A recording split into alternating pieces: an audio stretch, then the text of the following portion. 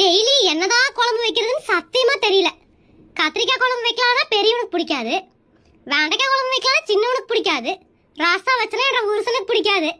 என்னத்தை தான் வைக்கிறது? அப்போ சாம்பார் வை. எனக்கு பிடிக்காதே.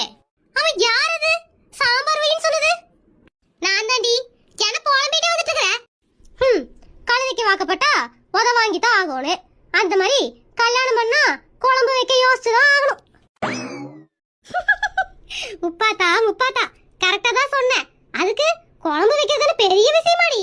ஏக்கா உன்ற வீட்டுல எது வச்சாலும் சாப்பிட்டு போயிடுறாங்க, என்ற வீட்டுக்கு வந்து பாருங்க ஆளாளுக்கு ஒண்ணுன்னு சொல்லி உயிரை வாங்குறாங்க. அப்படி என்னடி பிரச்சனை?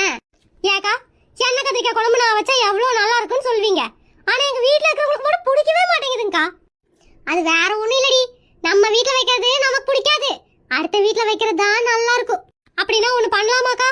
டெய்லி குழம்பு வச்சு கொடுத்துறேன், சோறு மட்டும் ஆக்கிக்கிறேன்.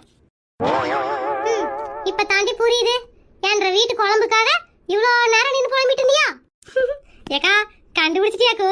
மீன் குழம்பு வாசம் வீட்டுக்குள்ள வரைக்கும் வந்துச்சு, அதான் கொஞ்சோண்டு குழம்பு கொடுக்கா.